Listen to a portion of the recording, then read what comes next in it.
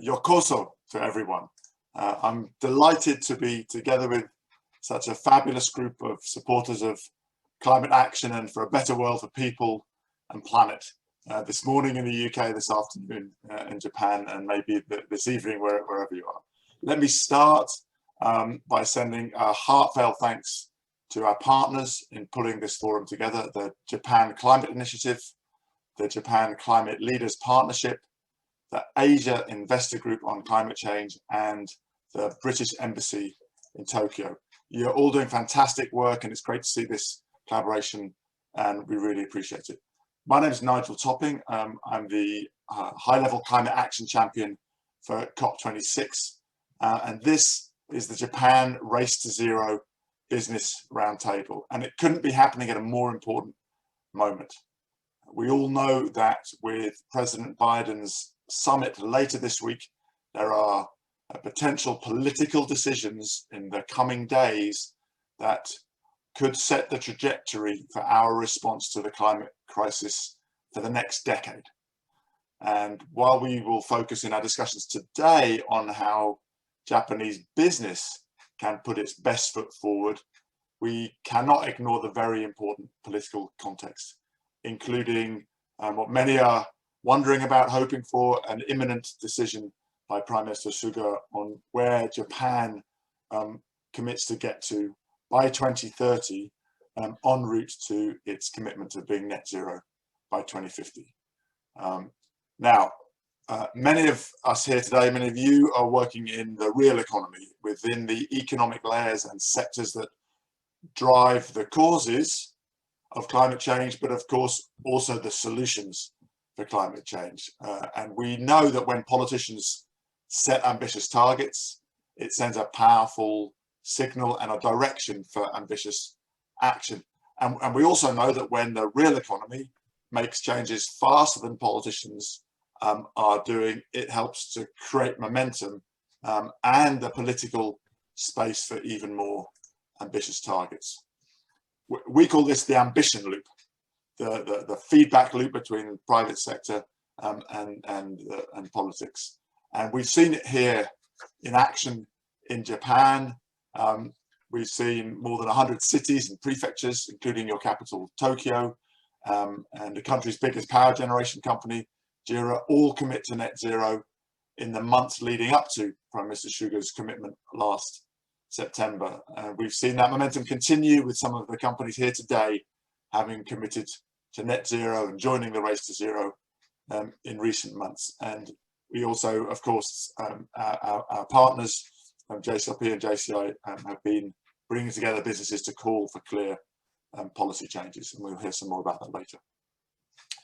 What we want to do with this event was to showcase Japanese business climate leadership across multiple sectors and demonstrate the business benefits of joining the race to zero, of making that clear commitment in our global flagship campaign to mobilize what the UN system calls non-state actors, businesses, investors, we'll hear from the investor community also, as well as local government, to commit to net zero by 2050 at the latest. We call it a race because it is a crisis, but in a robust way, which makes short-term targets in the run-up to this crucial international event, COP26 UN Climate Summit in Glasgow in November. Anyway, enough from me. We're now going to head over to the real experts, and our event's divided into two broad sections.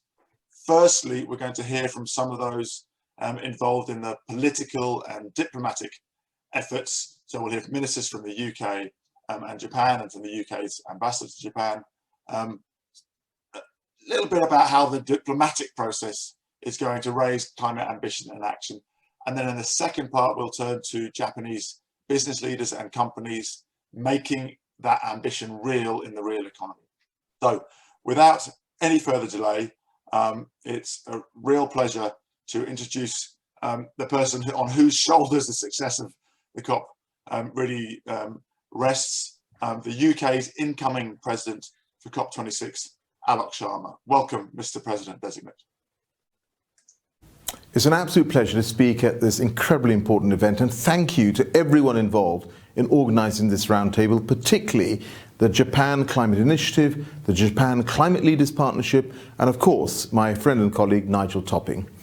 I'm absolutely delighted to be visiting Japan this week to discuss the need for global climate action as we plan for COP26, the UN Climate Conference that we will hold in Glasgow this November.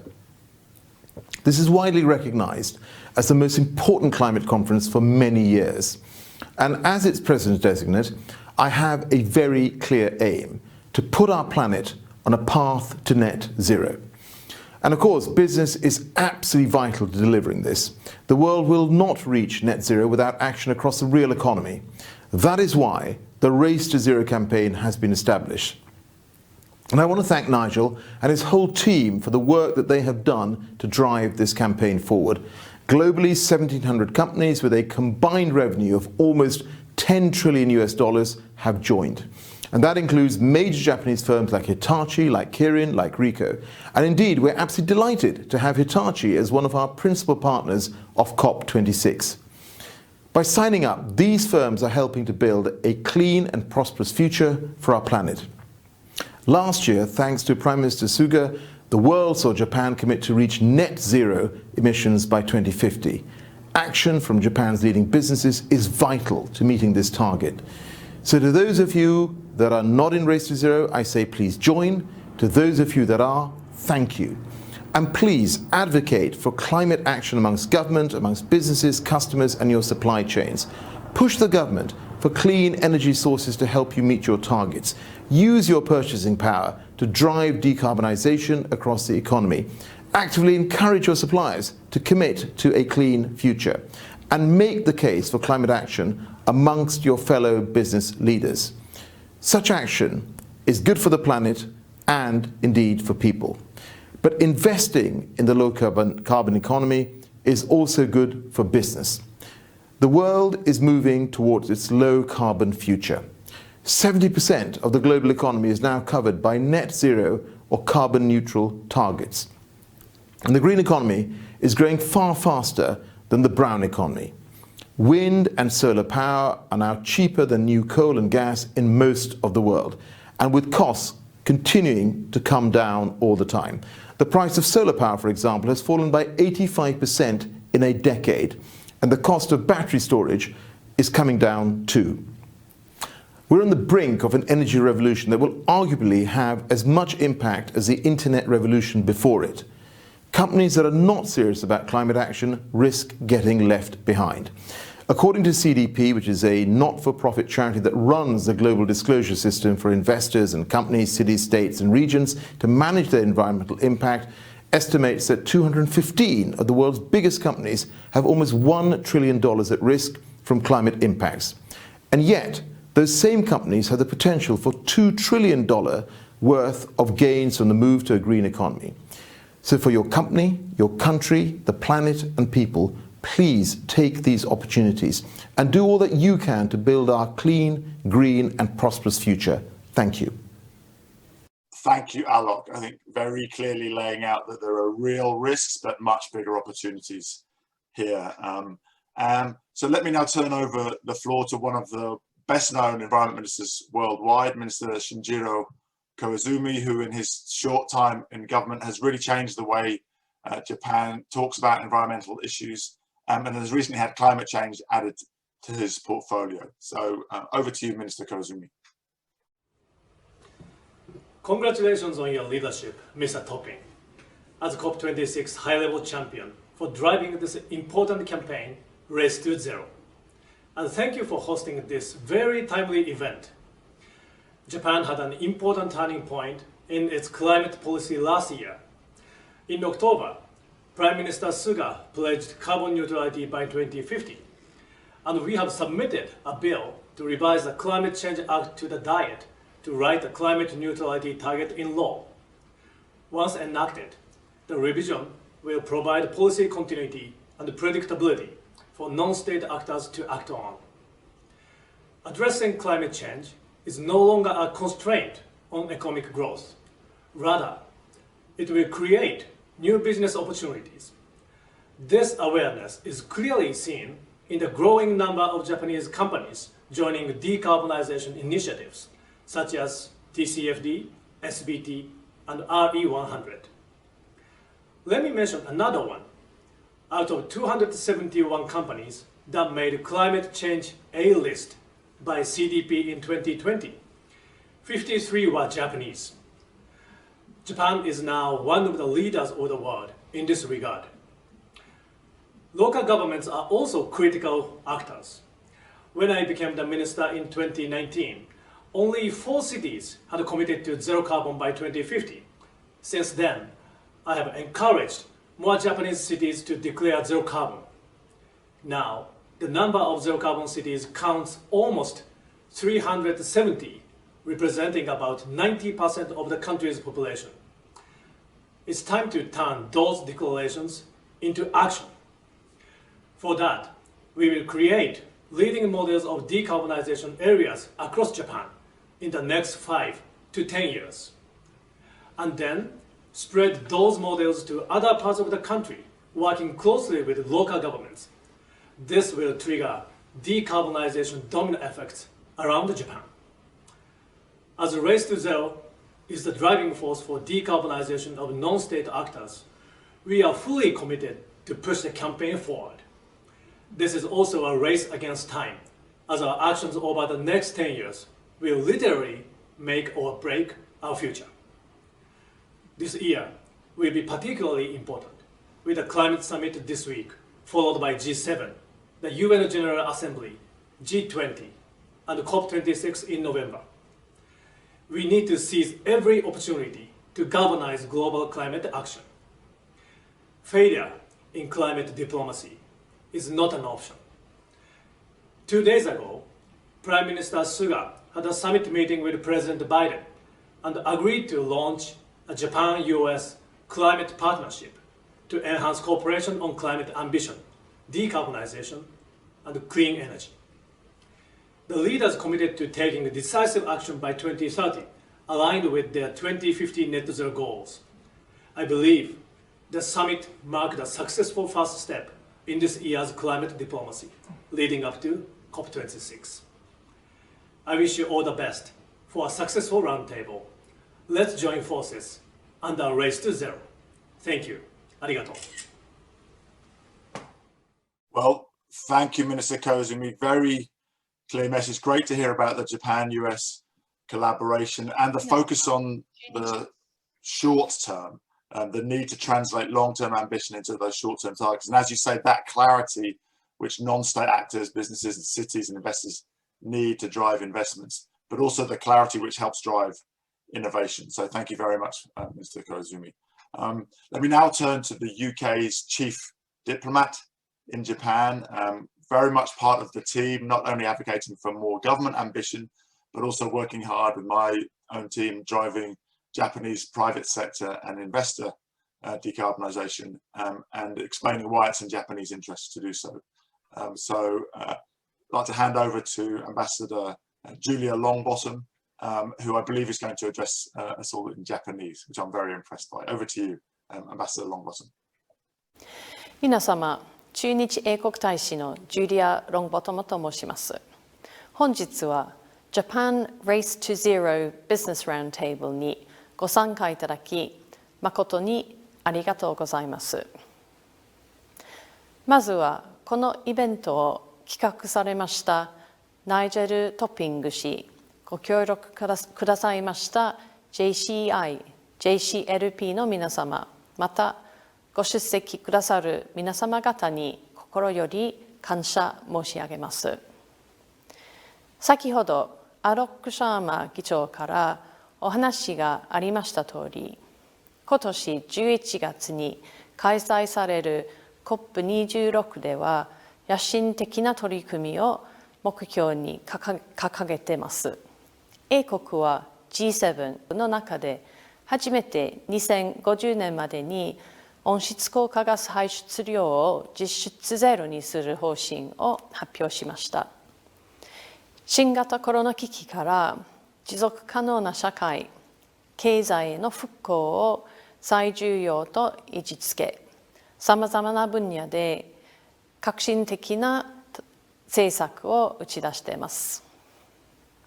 例えば、気候変動が財務などに与える影響に関する情報、いわゆる TCFD の開示を2025年までに英国経済全体で完全義務化する意思を示しました。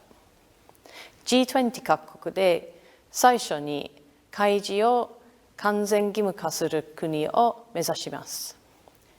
気候変動に対する取り組みは簡単な課題ではありませんが、同時にチャンスでもあります。ゼロカーボン社会への移行において、産業界が担う役割は非常に大きく、英国政府は最先端技術への投資など、国策として気候変動への取り組みを加速させてきました。日本政府が2050年までに温室効果ガスの排出量を実質ゼロにするネットゼロ目標を表明したことを受け、さまざまな業界からネットゼロ宣言が発表されています。昨年に引き続き、今年の CDP リストに表彰された企業数は、日本がトップとなり、たくさんの日本企業が気候変動の課題に立ち向かっておられることを大変嬉しく思います。世界最大の TCFD 賛同機関数を誇る日本企業の取り組みが今後控える G7、そして COP26 に向けてさらに拡大、加速していくよう期待しております。先ほど、ナイジェル・トピン氏、アロック・シャーマ議長からお話がありました Race to Zero へのご参加がまだの皆様、ぜひご検討をお願いいたします。政府とビジネス界や自治体などの政府以外のさまざまな団体との協力は、この喫緊の課題の解決に向け必要不可欠です。我々は一丸となって協力することにより、脱炭素化を推進し、同時に経済を回復させることができます。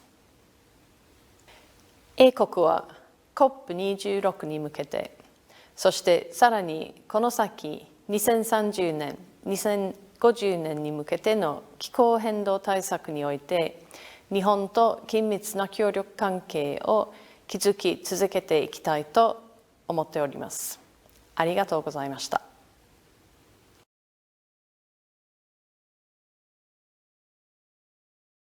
Thank you very much, Ambassador Longbottom. And again, that statistic of those 53 Japanese companies making CDP's A-list is really impressive, and I think good news for investors in those companies, because it means they've got more transparency, more visibility than in many of their peers. So to hear more about the perspective from the investor community, I'm delighted now to introduce for the final keynote my good friend Mr. Hiro Mizuno, perhaps best known to many of you for his role until recently as Chief Investment Officer at GPIF, the world's largest pension fund. More recently, of course, appointed to one of the most successful technology companies, Tesla, and recently appointed by the UN Secretary General in his new position of Special Envoy on Innovative Finance and Sustainable Investment, a crucial role as we work to shift the trillions that are needed towards investment in climate mitigation and adaptation. Hiro, over to you. Nigel, thank you for giving me an opportunity to share my perspective with all the participants, and thanks again for President Designate and Minister Kozumi and new UK ambassador. I have a history of working very closely with the UK ambassador in the past, dealing with the agenda of sustainability. And in the past, sometimes I felt there's some distance between where the UK is actually heading and where the Japan is heading in terms of sustainability. But over the last 6 months, we now finally started seeing all of us is actually on the same page. And now we are actually racing all together, not to save the planet, but to save the humanity, and also to save the businesses and to save the investors' portfolio. So it is race for zero. Is not only race to save something, but basically to save everything, which matters to our lives. So I'm really glad to join this very important the meeting, which they definitely promote more and more momentum at this very, very important timing of 2021. So as Mr. Kozumi mentioned, our Prime Minister Suga announced Japan's commitment to net zero 2050 last October, and to some, maybe many in Japanese, the financial and industrial sector perceive that as kind of the surprise. But the just to be fair with the all the people joining this race, I think there's a sort of like the miracle, in my opinion, that all of the big political leaders and big political and business powers finally came to join to achieve a very, very important goal on net zero by 2050. So the last year just is a very, very important year, and because that kind of like timing miracle happened. But this year is much more important because this is the year of the action. So we're really glad to see that according to the press, the Prime Minister Suga came back with a very, very strong, feeling to work together with the United States. And also at the same time, we heard that the John Kerry visited China, and that they agreed to work together. And I have no doubt that the UK, Europe is ready to even push this agenda forward. So this is really, really important timing. So throughout that time, we observed a lot of changes particularly in the finance industry.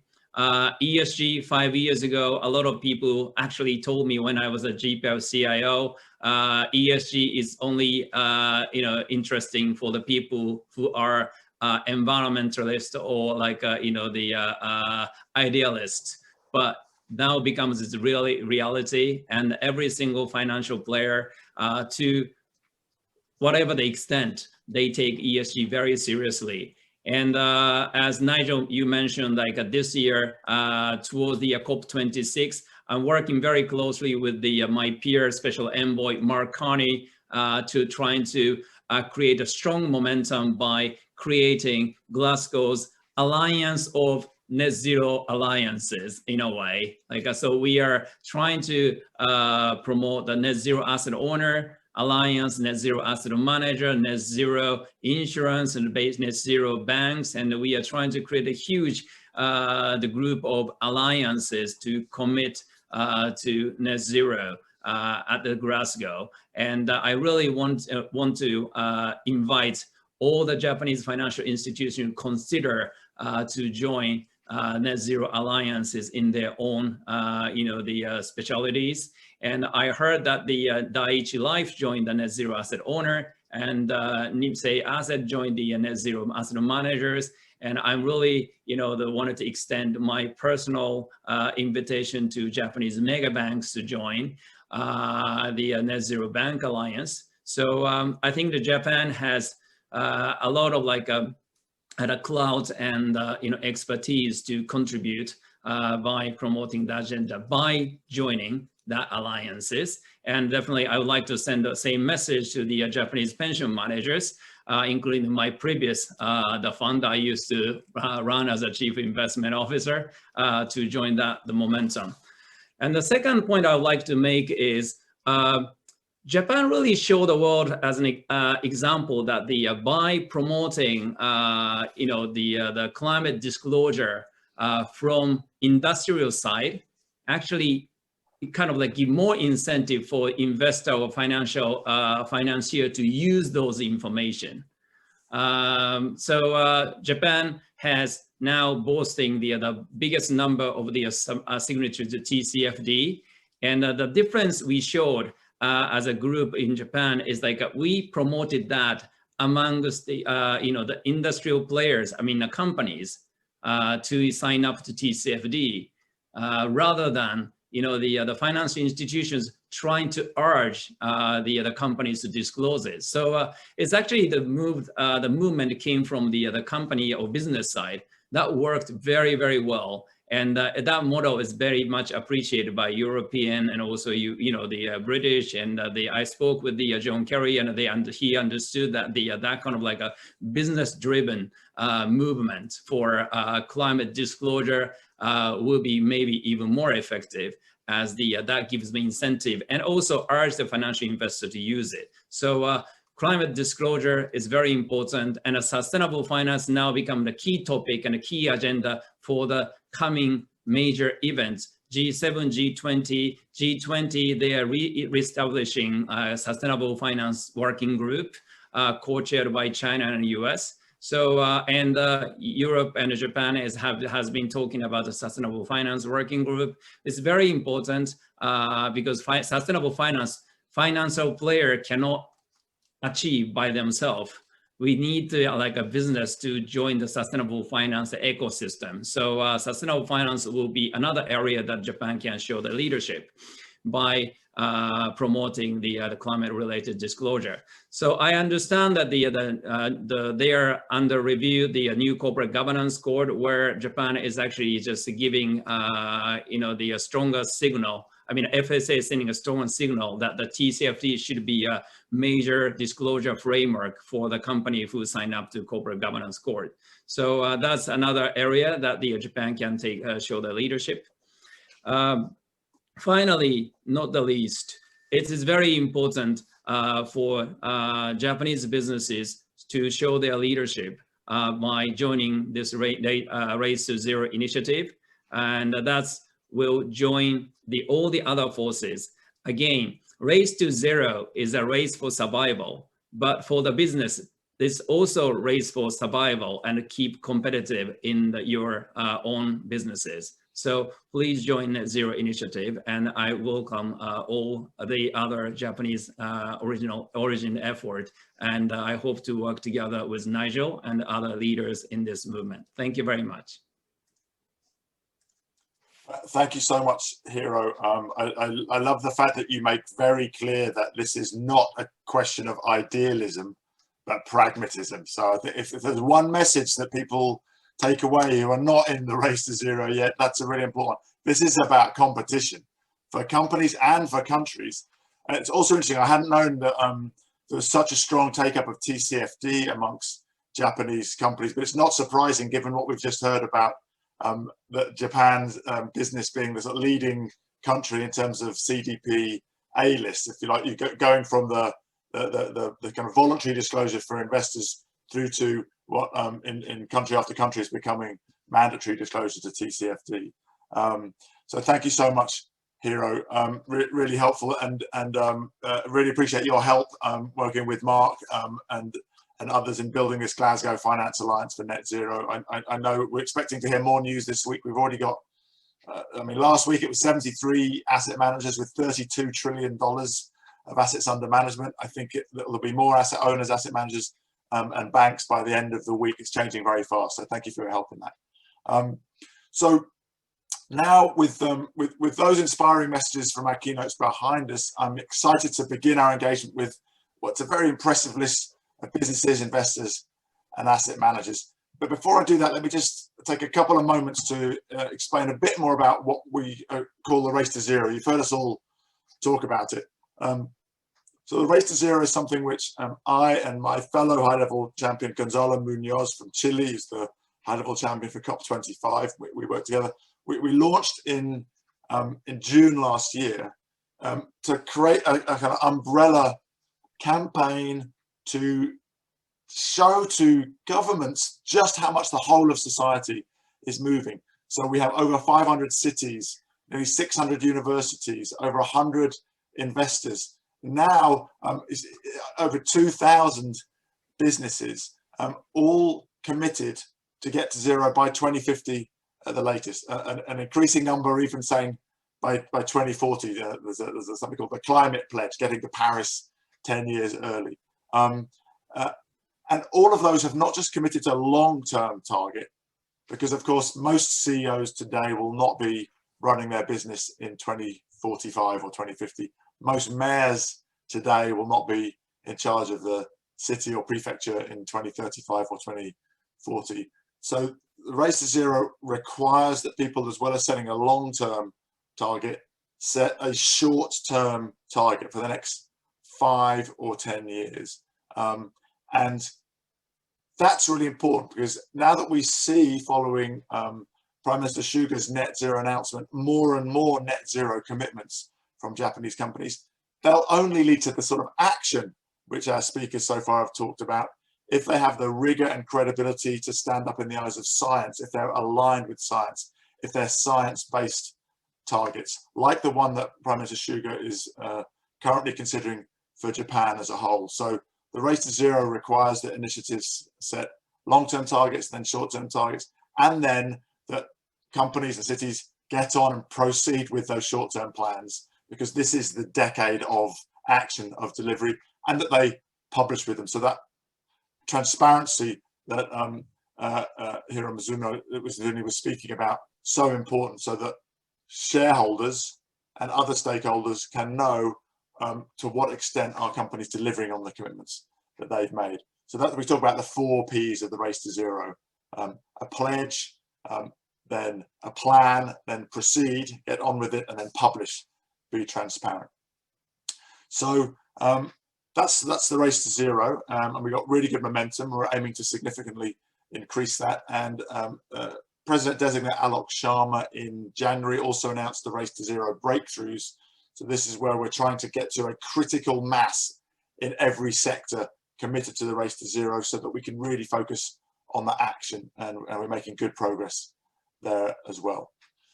Now, our panel, which we're going to go to now, has been very carefully selected to cover a number of different sectors, although we would have liked to have a bit more involvement from a couple of key players in the energy and automotive sectors. We can come back to that maybe next time. But for now, I want to explain. We're not going to go through a list of long speeches, but I'm going to introduce our panelists one at a time, and then I'm going to ask them to respond to 1 or 2 questions relating to their companies. It'll take about 4 minutes per panelist. First of all, I'm going to turn to Mr. Satoshi Mukuta, who's the Senior Managing Director from Kaidan Ren. Hello, Mr. Mukuta. Hello. Good to see you. Now, we of course, Kaidan Ren is not only a crucial key representative body for Japanese business, but this year doubly important as Japan's representative to the B7, the business group leading up to the G7. So, Mr. Mukuta, let me ask you, what's changed, and how is the Kaidan Ren responding to the Prime Minister's net zero by 2050 commitment? And maybe you could say a bit about Kaidan Ren's Challenge Zero initiative, and to what extent that's a good platform to trigger more Race to Zero sign-ups from Japanese businesses. はい、どうもありがとうございます。経団連専務理事の向田です。本日はこのような場にお招きいただきまして大変光栄に思っております。またトッピング氏はじめ英国政府など関係者のリーダーシップによりましてこのようなラウンドテーブルが開催されますことを大変嬉しく思っております。経団連は日本の経済界を代表いたします総合経済団体でございまして1400を超える名だたる企業109の業界団体、47の地方の経営者団体で構成されています。環境は事業活動あるいは国民生活の基盤であるという認識のもとで、サステイナブルな社会の構築に向けまして、ソサイティ 5.0 for SDGs、こういった標語のもとでですね、まさにこの実現に取り組んでいるところでございます。質問の答えの前にまず一つ申し上げたいのは、今週の気候サミットを目前に控えまして、先の日米首脳会談で、日米気候パートナーシップの立ち上げに合意いたしまして、脱炭素化に向けた国際社会の取り組みを主導する方針が示されたということを、経団連とても高く評価しているところでございます。この合意を機に、秋の COP26 に向けて、グローバルな取り組みが、加速することを強く期待しております。ご質問の通り、菅総理は昨年10月に、2050年カーボンニュートラルを目指すということを宣言されました。これによりまして、経済界に2050年カーボンニュートラルに向けて、さらに取り組みを加速する、強い機運が生じています。実は経団連は菅総理の宣言に先立ちます昨年6月に革新的技術の開発と普及を目指しますイニシアチブでありますチャレンジゼロを開始いたしまして、現在180以上の企業団体の参加を得ております。また総理の宣言を受けまして12月には2050年カーボンニュートラルに強い覚悟で先駆的な役割を果たして改めて示すとともに、政府によります後押しを求めるという提言を取りまとめております。イノベーションを支援する2兆円ファンドを含めまして、この経団連の提言の多くは、昨年末の政府のグリーン成長戦略に盛り込まれたところでございます。今後、政府の施策と連携を取りながら、このチャレンジゼロをぜひ強力に推進していきたいと思っているところでございます。このチャレンジゼロ以外にもですね、気候変動対策に関するさまざまなイニシアチブを推進しております。まず、2030年に向けましては、62の主要業界団体の協力を得まして、我が国の産業部門、エネルギー転換部門の実に9割弱をカバーいたします低炭素社会実行計画、こういったものを推進しております。また2019年には会員企業団体に対しまして2050年に向けました長期ビジョンの策定を呼びかけまして、現在250を超える企業団体が取り組んでおります。経団連が進めるこうしたイニシアチブ、さらには経団連自身が日本企業がレーストゥゼロにより関心を持って理解を深める上でのプラットフォームになり得るのではないかと思っております。今後どのような連携あるいは協力ができるのか、ぜひ前向きにご相談させていただきたいと思っているところでございます。それから先ほどご発言ございました B7 サミットに関しましても、日本の経済界の代表といたしまして、主催の英国産業連盟と密に連携を取りながら、各国経済団体と意見交換をしております。現在、気候変動と生物多様性に関する共同声明のドラフト作業が進められておりまして、まさにレーストゥゼロの推進を含め、2050年カーボンニュートラルに向けて、企業、経済界が主体的、あるいは積極的な役割を担うことなどを取りまとめ、G7 の首脳に提言できればと思っているところでございます。また、こうした提言は政府の政策に具体的に反映されていく必要があります。後ほど議論となります気候変動対策推進のための有識者会議には、中西会長ほかが参加しているだけではなくて、気候変動政策、エネルギー政策、グリーン成長、イノベーション政策と、政府が主催する数多くの検討の場に経済界の代表の方々にご参加いただいております。サステナブルな社会の実現に向けましては、本日のこのラウンドテーブルの模様を含めまして、経済界の前向きな取り組みを政府にしっかりとインプットしていきたいと思っているところでございます。私からは以上です。Thank you so much, Mr. Mukuta. It's great to hear that the Kaidenren is building on the membership of the Challenge Zero and promoting the Race to Zero in the B7 in the run-up to G7. Thank you for that. Let me turn now to a good friend, Take Tsuyoshi, from the Japan Climate Initiative, perhaps the broadest and best known of the industry climate alliances in Japan, our national partner for the Race to Zero through its Race to Zero Circle. Take, good afternoon. Good to see you there. Take, could perhaps can I just check you can hear me? Yes. Yes, great. Take, just tell me how maybe you could sum up how business attitudes have changed in recent months since Prime Minister Suga's net zero announcement.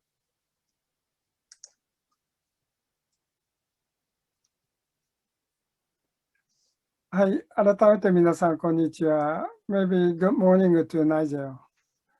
Thank you for your question.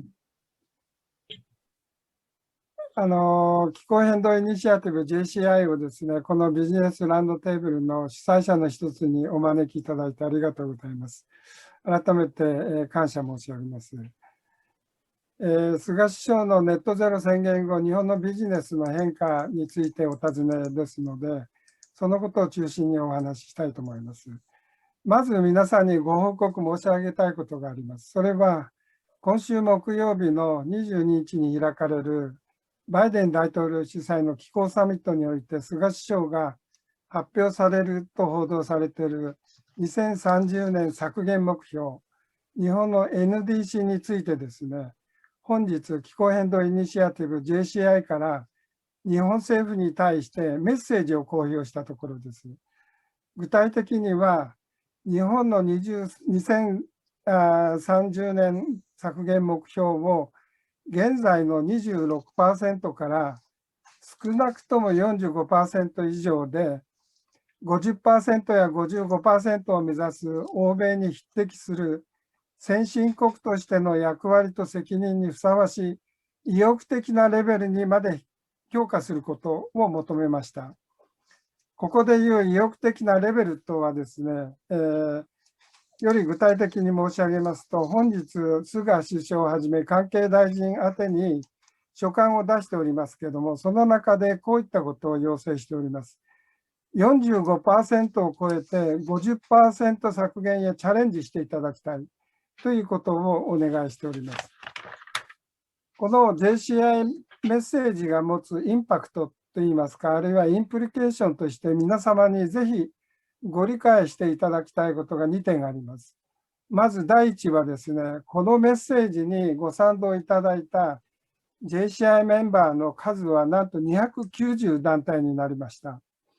この290の中にはですね、IT、素材、化学、ケミストリーですね、それから機械、鉄鋼、製薬、通信、海運、食品、小売、住宅建築、土木、都市開発、金融、保険などなど広範囲な分野での日本を代表する大企業約140社が含まれております。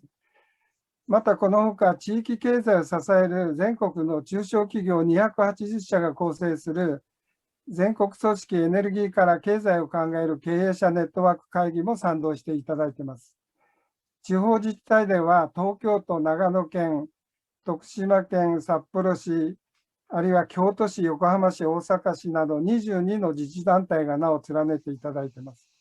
さらに全国で約3000万人の消費者が参加する日本生活協同組合連合会などの消費者団体、あるいは宗教団体、大学研究機関、NGO など、実にさまざまな多様な分野の団体が賛同に加わっていただいています。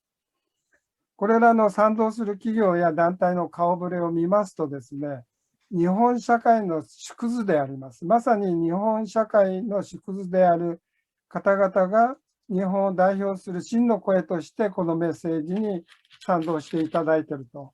このことをまず第一に強調しておきたいと思います。それから第2は、これは日本の特性についてでありますけれども、これまでの日本の歴史の中で、日本の企業が個々の社名を明らかにして、こういった要求を政府にすることはほとんどありませんでした。まずなかったと言ってもいいと思います。で、今回はですね、これらの企業が自分たちの社名を明らかにして、欧米に匹敵するような意欲的なレベルまで NDC を引き上げてほしいということを要求したのであります。これは初めてだと思います。あえて申し上げますと、日本の社会、中づく日本の企業文化にですね、底流の変化、あるいは歴史的な変化が始まっていることの証ではないかと理解しております。そういった意味も含めまして、菅首相にはですね、および日本政府の関係者には、ぜひともこの真の声に耳を傾けていただいて、世界が受け入れる2030年目標を掲げていただくことを強く願っております。無論、お尋ねの日本国内のビジネス等の変化はこれだけではございません。ゼロ宣言後、表立って日本でゼロへの反対を唱えることは消えました。日本流に申し上げれば空気が変わったのであります。これは大変歓迎すべき出来事だと思っております。企業サイドでもですね、ゼロ宣言を言われる企業の数がどんどん増えておりますし、直近のニュースで言えば石炭火力発電所の新設を断念するといったようなニュースも流れております。あるいは金融で言えば、これは普段表に出てこない金融界の動きでありますけれども、金融庁ではですね、サステナブルファイナンスを議論する会議が正式に始まっておりますし、先ほども触れられたコーポレートガバナンスにですね、来年から TCFD に沿った情報開示が求められると、こういった変化も生まれております。それから日本の中央銀行である日本銀行もようやくにして、この温暖化問題、気候変動問題に取り組みを始めていただいておりまして、いわゆる日銀交差においてもこのことをポイントとして見るというような報道もございます。もちろん民間の有力銀行の中にもですね、いろんな変化が生まれておりまして、その変化を生む一つは NGO などの株主提案といった社会からのいわばプレッシャーも出始めております。もちろんそれだけではなくて、社会の面において、つまり国民の意識にも大きな変化が見られております。この3月19日に内閣府の世論調査が発表されております。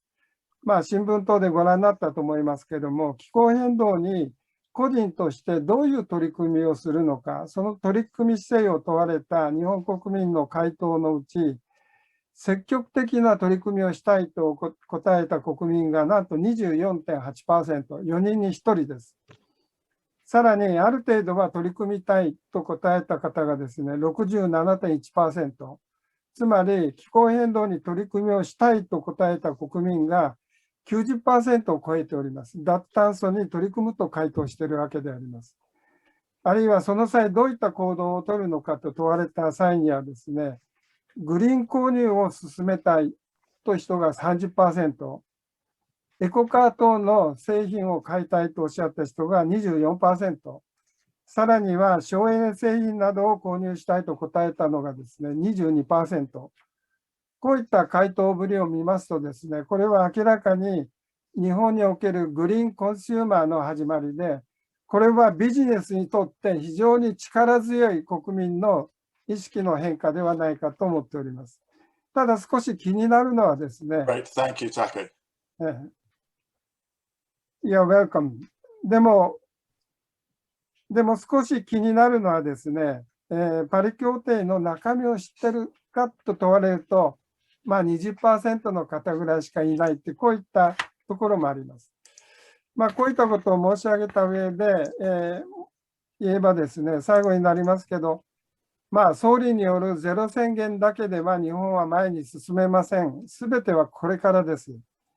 日本の潜在力を引き出して、総力をまとめられるのは、やはり日本政府、政治の覚悟ある戦略的ゴールが必要だと思っております。ですから JCI のメッセージが求めているような、世界と合していけるような削減目標と、それを支える再生可能エネルギーの利用の引き上げが不可欠であることを改めて申し上げたいと思います。で、今日のメインテーマであるレースとゼロについてですが、私の理解では、世界が共に手を携えてゼロに向かって進もうという呼びかけだと理解しております。そういった意味で JCI もですね、自分自身がパートナーになると同時に JCI を通じて多くのメンバーの方にレースとゼロに参加していただく、こういった努力をこれからもずっと続けていきたいと思っております。今日はこういう機会をいただいて本当にありがとうございました。Thank you so much, Taki. It's great to hear that JCI lending its weight to the call for a Japanese NDC of 50% or more. And as we heard, this is another way in which what's happening in Japan has some real similarities to America, because of course there's similarly a large number of over 300 American companies calling on the American administration for their NDC to be at least 50%. And of course, that's following the European NDC at 55% and the UK at 68%. So as you say, aligning with the rest of the world in the short term will be an important competitiveness consideration. Let me talk now to Ms. Kahori Miyake, who's the co-chair of JCLP, and has recently been appointed to Prime Minister Suga's Council of Experts on Climate Change. Congratulations for that. We understand it's going to meet soon. And Miyake, I'd be really interested to hear about what you think the establishment of the Council of Experts and the new climate minister title will mean in terms of changing the way that policy is made, and what are your expectations in terms of NDC and that crucial bit of policy, the energy mix review, which is due later this year?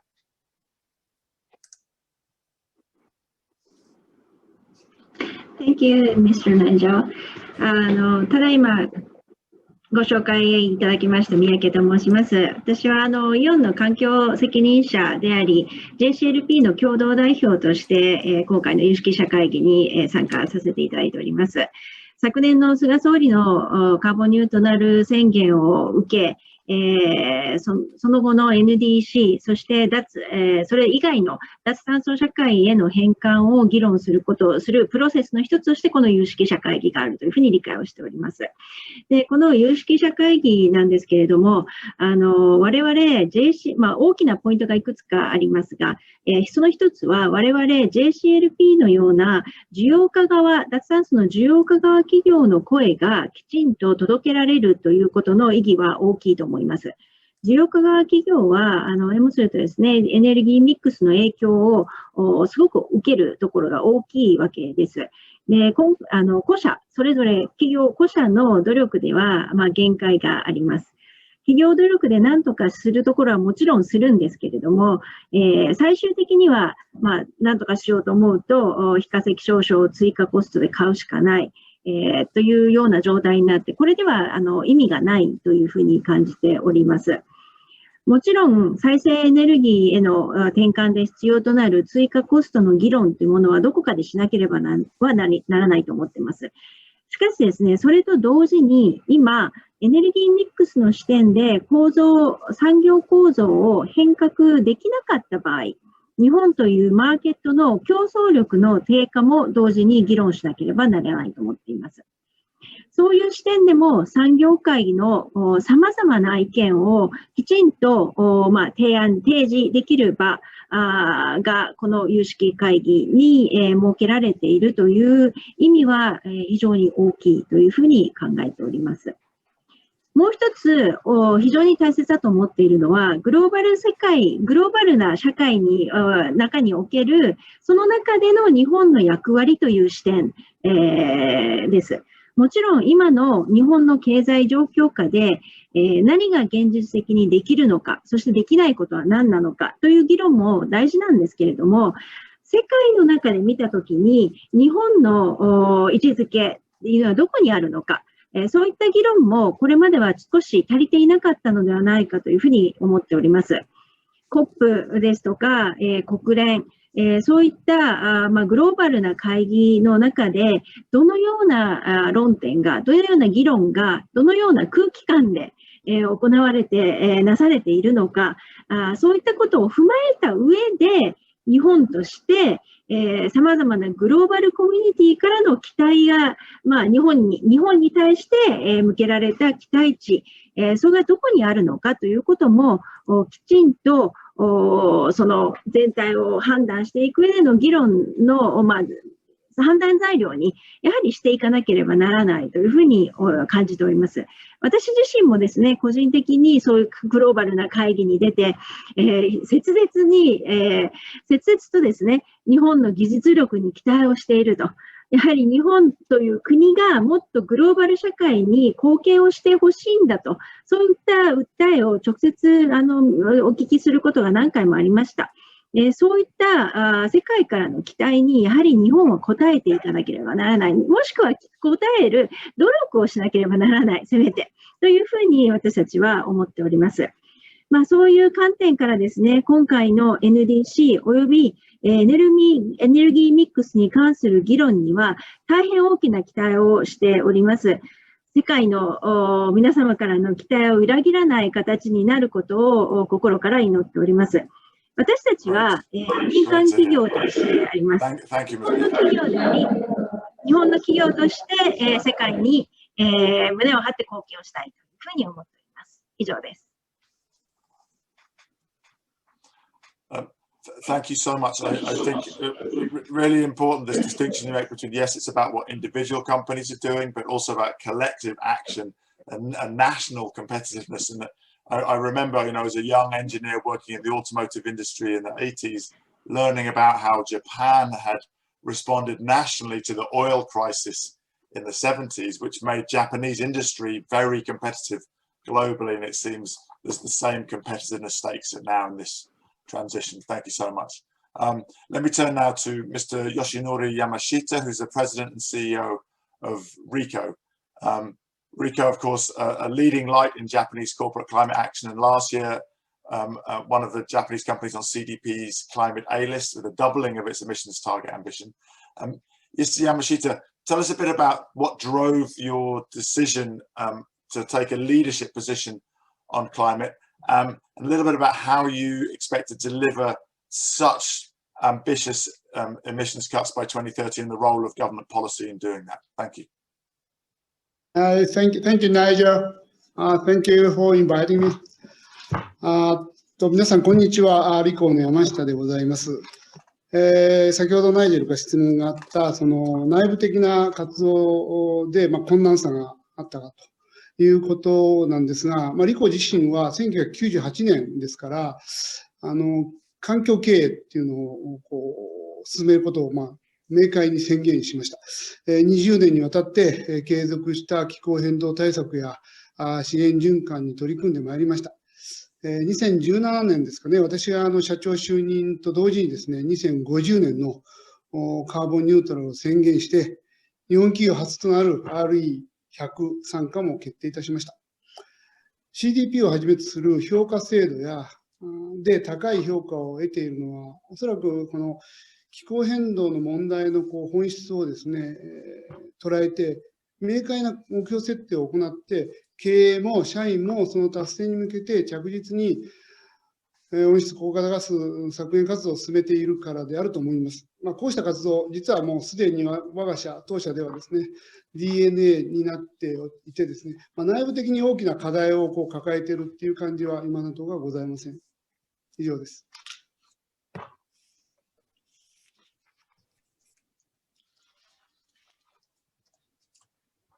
Great, thank you. I wonder if you could say a bit more about how 63% by 2030 sounds like a really huge reduction. Say a little bit about some of the specifics and how policy targets affect that. ありがとうございます。おっしゃるように、1年前に温室効果ガス目標を大幅に引き上げて、これ2015年比ですけど 63% 削減としました。ご理解いただいているように、この目標値は SBT の 1.5 度 C 認定を受けています。実は社内に ESG 委員会っていうのを持ってまして、もう本当に議論を重ねてまいりました。他の役員からですね、ウェルビロー 2.0 で、もうそのレベルで今はいいんじゃないかと、十分じゃないかっていう意見もその委員会ではあったんですが、私自身は、気候変動の影響の本当に深刻さを考えると、いずれ 1.5 度 C レベルの削減はもう不可避であるというふうに考えて、私が最終決断をいたしました。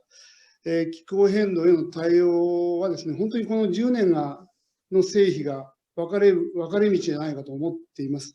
我々経営者も、政策決定者も、そしてもう市民も、本当に肝に銘じて取り組まないとならないというふうに思っています。以上です。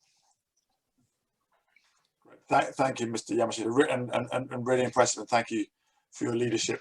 Let me turn now to Mr. Masayuki Hyodo, who's the president and CEO of Sumitomo Corporation. honoured and excited to invite Sumitomo President and CEO to take the floor. This is an extraordinarily successful energy company and trading house with a turnover of over $50 billion and an opportunity through its new carbon neutrality 2050 strategy. Welcome, Mr. Hyodo. Tell us a little bit about the challenge of decarbonising an energy portfolio which includes at the moment still 30% of coal by 2035. Do you see that still going to have such a large place in 15 years' time, given how fast things are changing?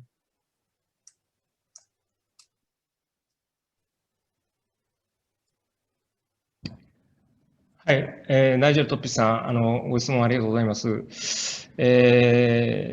住友商事自身もですね、日本の総合商社の一社として、全世界で、あらゆるビジネスを手掛けております。今ご質問いただきました発電事業分野においても、日本のみならず、世界各地で、取り組んでおります。発展途上国、これからたくさんのエネルギーを必要とする再生可能エネルギーも含めたですね、まずエネルギーを増やさなきゃいけないという、そういう社会的ニーズを抱えた発展途上国でも広くビジネスを展開しております。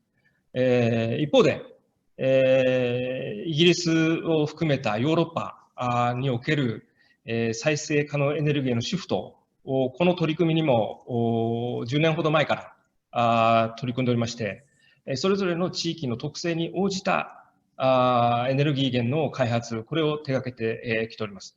ただ一方で、今、日本の株式市場に上場する一社としてですね、住友商事も ESG の観点からさらなる経営のシフト、これを大きく求められていると。このような状況下でですね、昨年6月に住友商事経済圏ですね、私たちが手掛けるあらゆるビジネスの総和としての CO2 カーボンニュートラル、これをですね、達成しようという長期目標を掲げました。2050までにそれを達成しよう。これは長期目標だけではなくてですね、短期的に、じゃあ今年は何をするのか、来年、何をするのか、10年後には何を達成するのか、こういうしっかりとしたマイルストーンを掲げた上で取り組んでいかなければならないと、こういうふうに思います。今、ナイジェルさんがご質問いただきました石炭火力につきましても、2030年、35年までに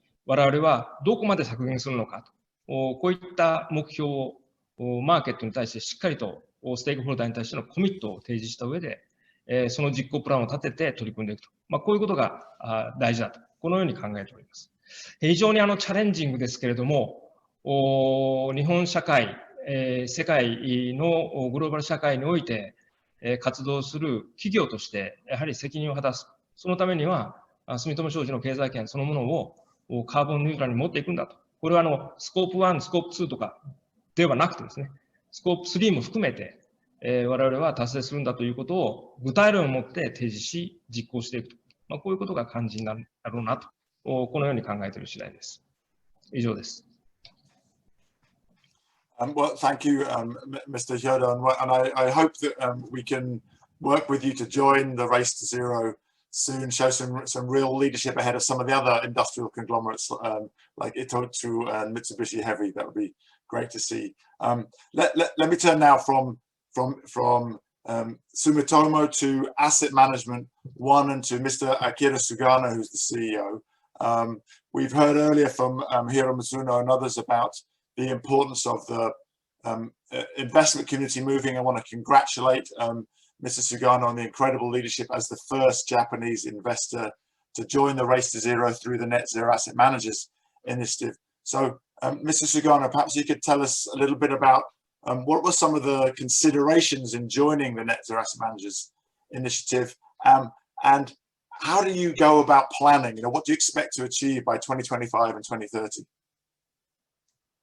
So, Nigel, thank you very much for having me for this important occasion. And I would like to address your questions step by step. So, the consideration which we had on joining the Net Zero Asset Managers Initiative it is natural that to think about climate change is the most imminent and important subject in our time. And as you explained about global race to zero, many government officials, declared net zero declarations in the past several years. And in the asset management universe, industry, the asset owner moved fast. Back in 2019, Net Asset Zero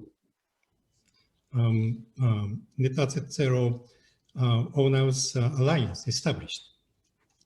So over the years, we, Asset Management One, were deeply engaged in discussions about coming up with a materiality. What is materiality for this asset management company?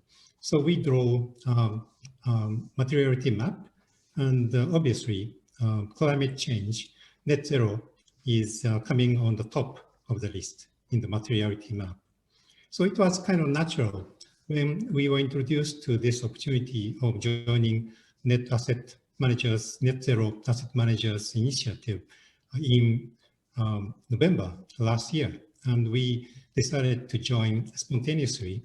And we were one of the 30 global asset managers which formed the initial net zero asset managers initiative.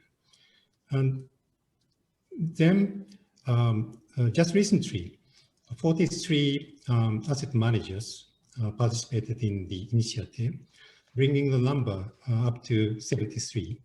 And the asset under management is now 32 trillion data, which is almost 1/3 of the global total assets under management. So it's becoming a great force. And in addition to that, we are acting as a member of the 6-member advisory group, which advises a steering committee of the initiative.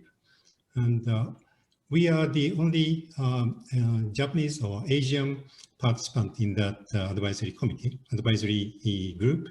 So we'd like to communicate what is going on here in Asia and Japan, especially in Japan. There are many companies with technologies, transformational technologies, contributing to the net zero. So we are going to act as a kind of communicator between those stakeholders. And as for the difficult question of how to tackle the net zero asset management initiative, net zero by 2050, the first hurdle is to set a milestone, a midterm milestone. So we need to declare what is our target by 2030. And we need to do that on October 15th, just before COP26. So very short time period, but we need to do that. So the approach we are taking right now is a kind of scientific approach.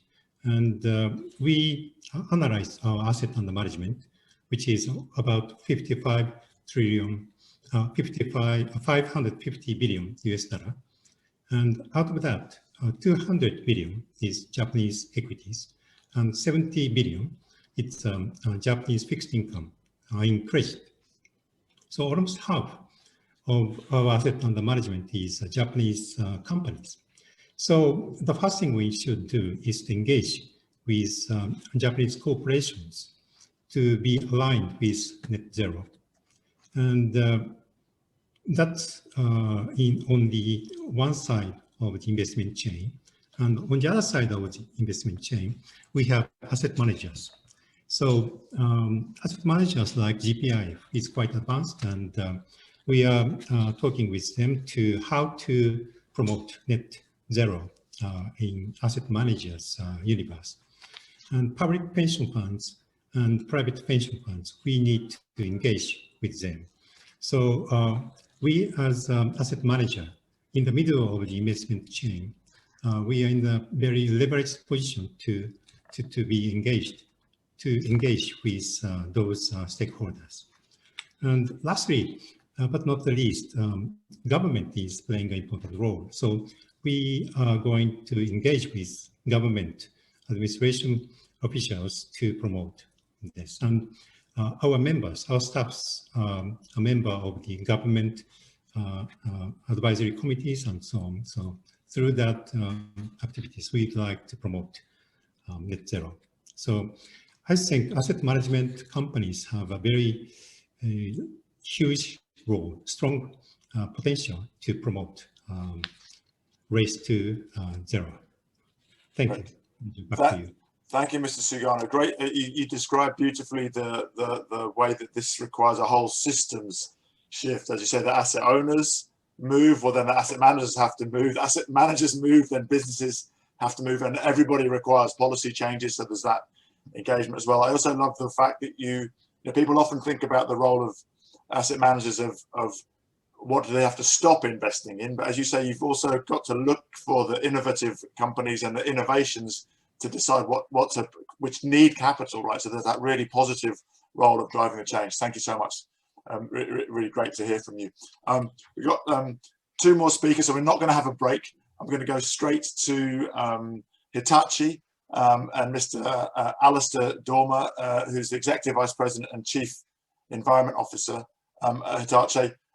First of all, you know, as Alex Sharma said earlier, delighted that Hitachi going to be one of the key partners in COP26 in Glasgow, and with Sir Stephen Gomersall, who's the advisor to the CEO, helping on the COP President's leadership group. So, Alistair, tell me, again, 50% by 2030. These are very big numbers for big companies. Just say a little bit about how you strategize to deliver this, and what does that bring in terms of opportunities as you get into the detail? Well, it's let me just say, Nigel, firstly, thank you very much for inviting us on. You know, a lot of people have said to me, why are Hitachi getting involved in COP26? But it's such a great opportunity for us because we have a very large presence in the UK. We have rail manufacturing, automotive, we have energy. So for us, it's very important to be there, but also to be the sort of champion of decarbonization as a leading brand of Japan.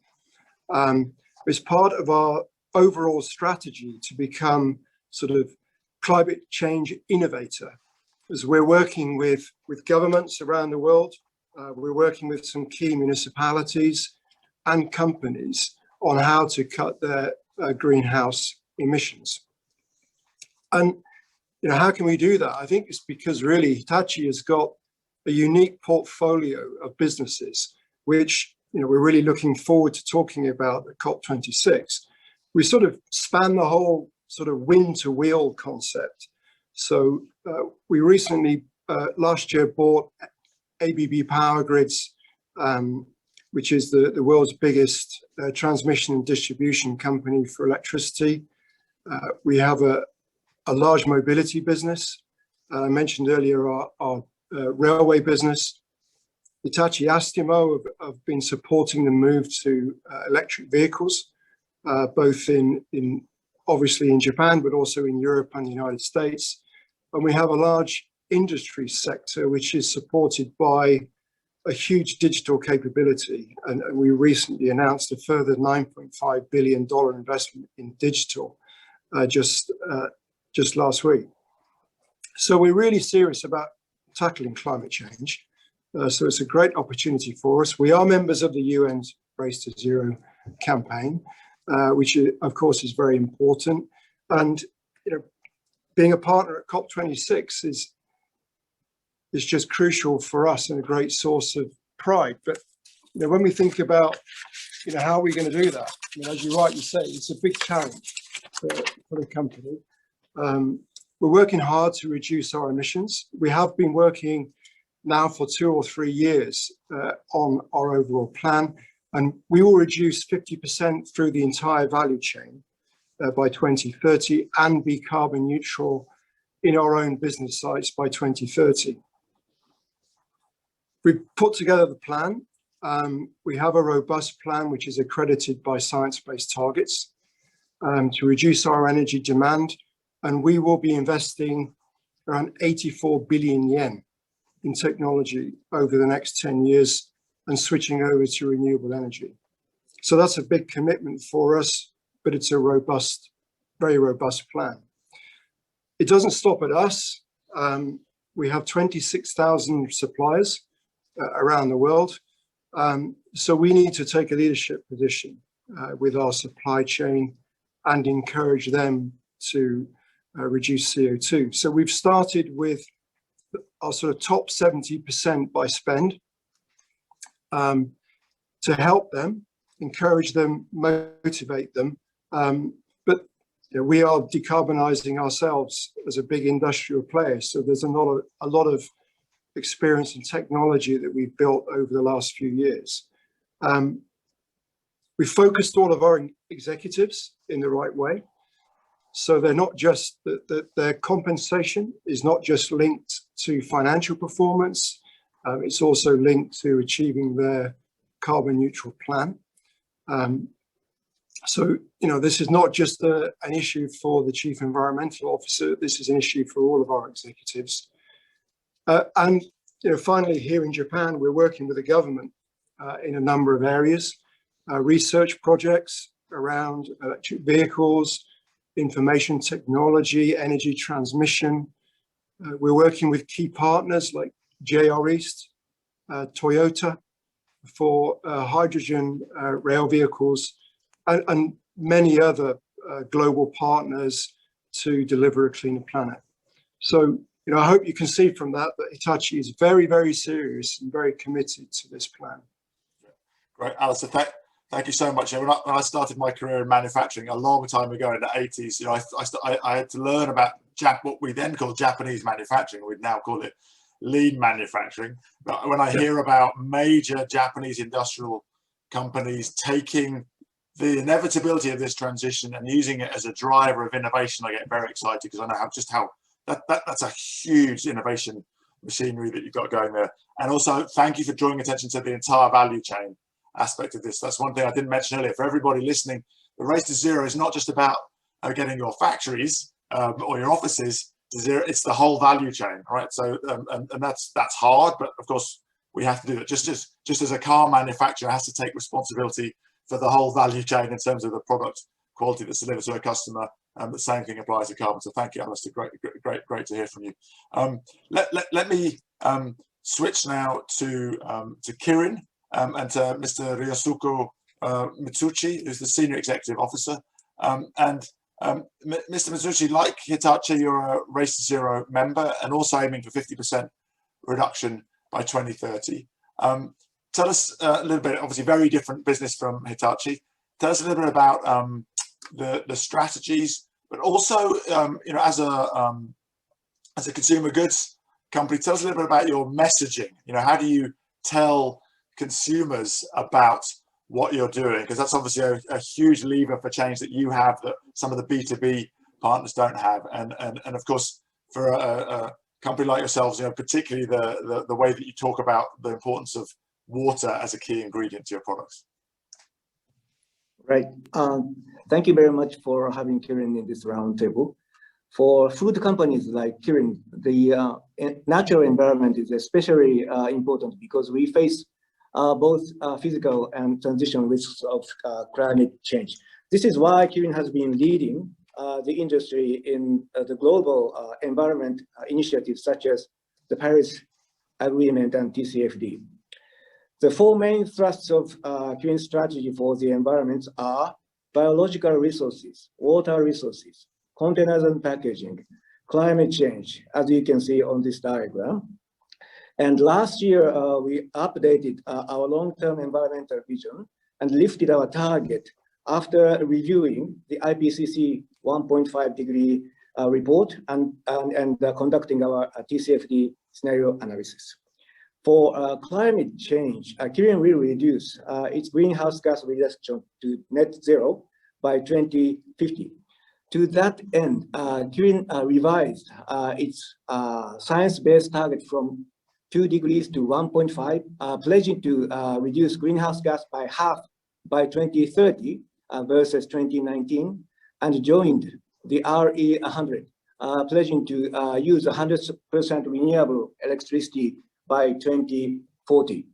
The greenhouse gas emissions in Scope 1 requires energy efficient production lines, which cannot be realized just simply for shopping technologies and equipment.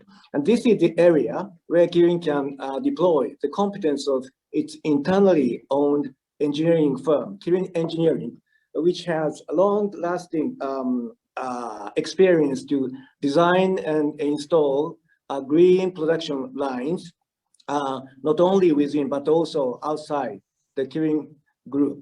And as for water resources, Kirin Engineering also has extensive experience to design and install water-saving production lines and wastewater treatment facilities, which assure the sustainable use of water in the communities we operate. And as for containers and packaging, PET bottles is an environmental concern. So this is the consumer's perspective. And in Japan, the recovery rate of used PET bottle is as high as 90%. So Kirin's strategy is to develop, cooperating with Mitsubishi Chemical Company, a chemical recycling system which enables the circular economy of PET, and aiming to increase our recycled PET ratio up to 50% by 2027, and make our plastic usage 100% sustainable by 2050. And as for biological resources, Kirin contributes to the sustainability of agriculture with its mass plant propagation technology by enabling the expansion of cropping area in a short period of time when the global warming resistant breeds are developed. Kirin is such an exceptionally research and technology oriented company for a brewer.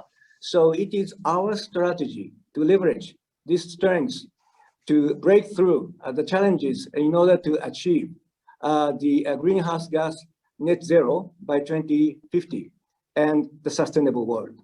Thank you.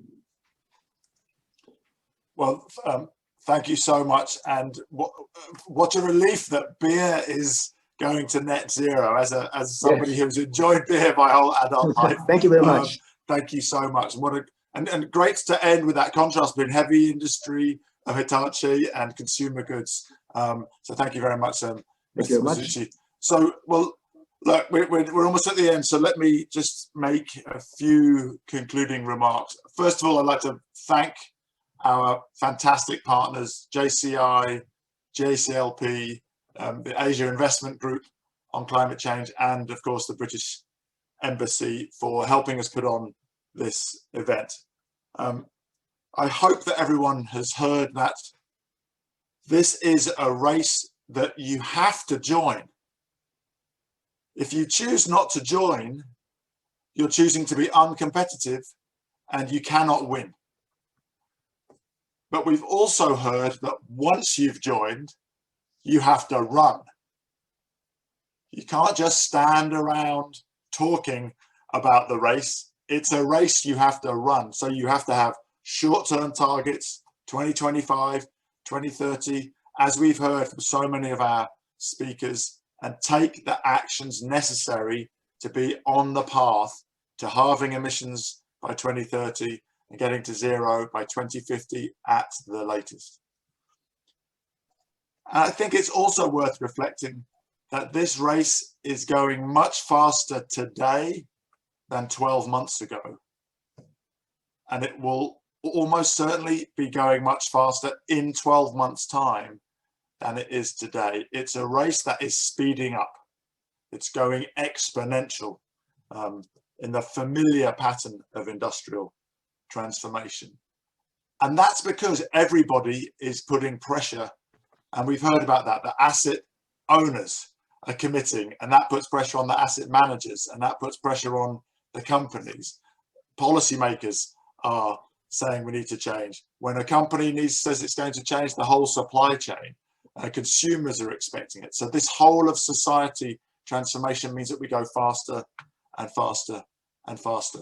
And finally, in this crucial week, in this crucial year, at the beginning of this crucial decade, it's intriguing, exciting to wait to hear what we might hear from Prime Minister Suga in terms of the enhanced national target for Japan. Will the country meet the call from JCI, JCLP, and from all the individual businesses to have a more ambitious energy strategy and a more ambitious NDC that commits to at least 50% reduction by 2030 to help send the clear signal, to help drive the innovation, to help make sure that Japan and its companies individually and collectively are competitive, are in the race and are running fast enough to be winners along with all our colleagues around the world in the race to zero. So with that, thank you all for joining us. If you haven't joined, you have the links, you know what to do. If you have, thank you. Let's get on with changing the world, accelerating the transition to the zero carbon economy of the future. Thank you very much.